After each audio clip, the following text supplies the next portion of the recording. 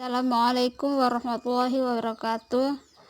Saya akan menjelaskan beberapa soal-soal dan beserta jawabannya pada materi teori graf dan pohon dan pohon merentang. Yang pertama soalnya adalah di antara graf berikut manakah yang merupakan pohon? Grafnya adalah seperti ini gambarnya, dan di sini P-nya adalah 1 2 3 4 5 6 7 8, sehingga P-nya berjumlah 8, sedangkan Q-nya adalah 1 2 3 4 5 6 7, sehingga rumus untuk P-nya adalah Q tambah 1. Lalu pertanyaannya, apakah graf ini merupakan pohon? Jawabannya adalah iya. Graf ini merupakan pohon karena dia memenuhi definisi pohon, yaitu dia tidak memiliki paralel dan loop yang terhubung sirkuit. Di sini terlihat bahwa tidak ada titik-titik yang terhubung, dia lepas. Jadi graf yang pertama ini adalah graf pohon. Yang kedua, soal kedua adalah untuk gambar ini. Gambarnya seperti ini, grafnya. Ini bukan merupakan pohon karena di sini terdapat sirkuit yang terhubung antara 1 dan 2 dan 2 dan 3. Ininya merupakan pohon, tapi yang ininya bukan merupakan pohon, sehingga untuk graf ini bukan merupakan pohon. Selanjutnya adalah untuk gambar graf yang ketiga. Gambarnya seperti ini, di mana P-nya itu adalah 1 2 3 4 5 6. P-nya ada 6, sedangkan Q-nya ada 1 2 3 4 5 5. Jadi memenuhi rumus P sama dengan Q tambah 1. Lalu pertanyaannya adalah, apakah graf ini merupakan pohon? Jawabannya adalah iya, karena dia memenuhi definisi pohon, di mana di gambar ini tidak terdapat sirkuit atau loop yang terhubung. Untuk soal nomor 2, soalnya adalah gunakan algoritma prime dan algoritma Kruskal untuk mengkonstruksikan sebuah pohon rentang minimal di graf bobot. Gambarnya seperti ini, gambar grafnya maksudnya. Dan sekarang kita akan menyelesaikan soal ini dengan menggunakan dua algoritma, yaitu algoritma Kruskal dan algoritma prime.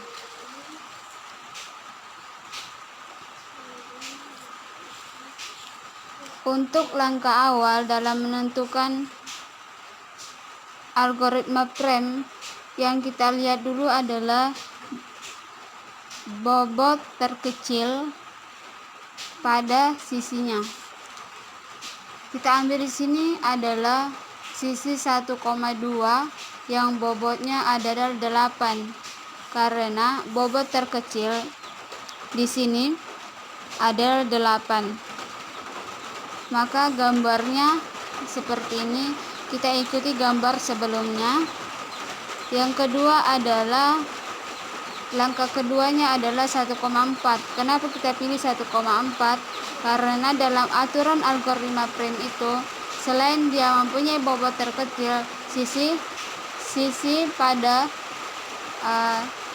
bobot sebelumnya harus terhubung dengan sisi titik setelahnya atau pada langkah kedua, sehingga kita ambil di sini adalah 1,4 yang nilai bobotnya adalah 12. Gambarnya seperti ini. Ini sisi 1,2 dan ini sisi 1,4. Selanjutnya adalah langkah ketiga. Langkah ketiga yaitu kita ambil 4,5, di mana 4,5 ini adalah sisinya masih terhubung dengan 1,4 dan bobotnya terkecil dari sisi yang terhubung pada dua sisi sebelumnya, sehingga kita ambil 4,5, nilai bobotnya adalah 11. Gambarnya seperti ini, saling terhubung.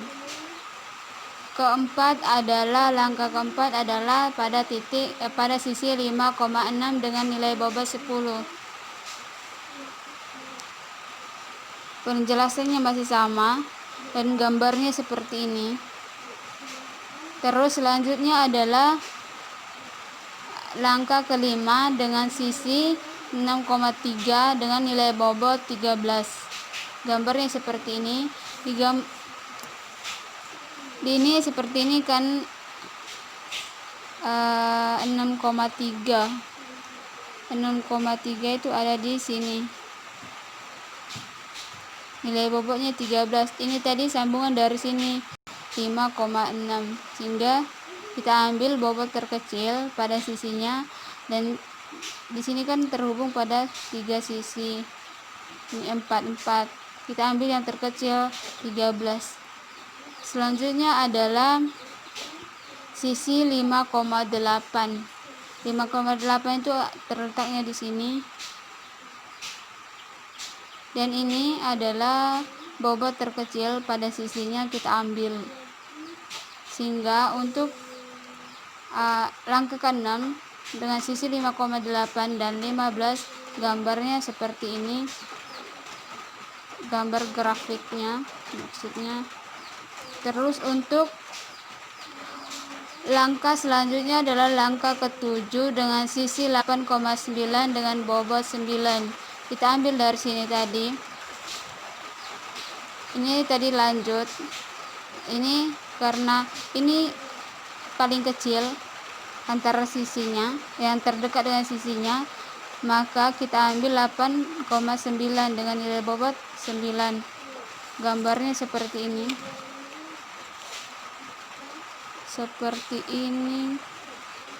Selanjutnya adalah langkah ke-8 dengan nilai bobot 4,7. Dengan sisi 4,7 14.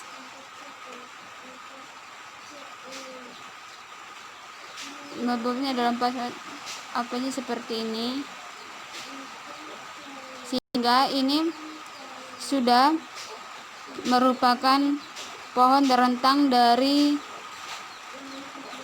grafik yang ini.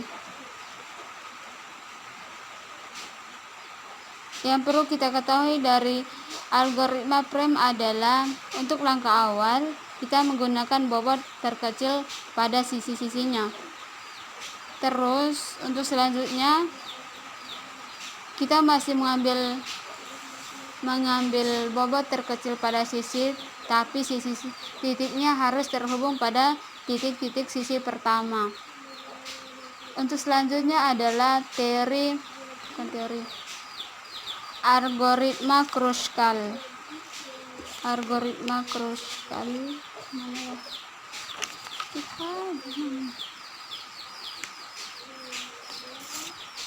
Ya ini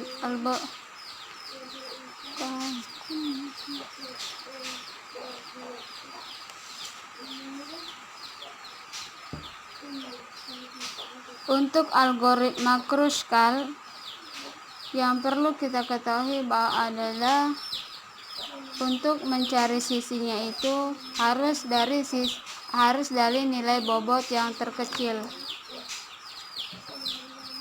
sehingga kita ambil nilai bobot terkecil di sini adalah 1,2. dengan nilai bobot kecil, maka algoritmanya seperti ini. Di 1,2 ditarik garis. Selanjutnya adalah 8,9 dengan nilai bobot 9. Kita gambar, ditambah garisnya dari 8,9 dengan nilai 9 seperti ini. Terus selanjutnya adalah 5,6 dengan nilai bobot 10, gambarnya seperti ini. Terus selanjutnya adalah 4,5 dengan nilai bobot 11. Grafnya seperti ini. Ini titik 1,2 tadi, ini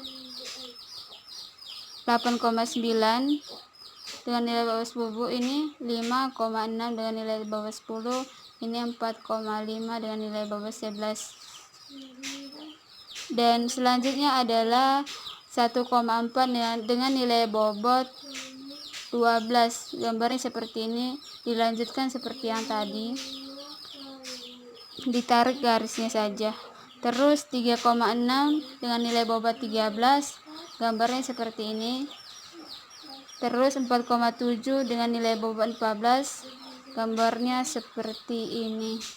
Intinya pada algoritma Kruskal itu penentuannya adalah ada pada nilai bobot juga, tapi dia nilai bobotnya harus berurutan seperti ini: 8, 9, 10, 11, 12, 13. Terus selanjutnya adalah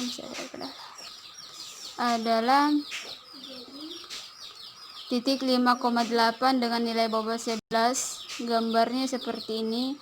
Ini untuk titik selanjutnya 6,9, 16 ditolak karena kalau digambarkan ini tidak akan menjadi pohon lagi, dia akan mempunyai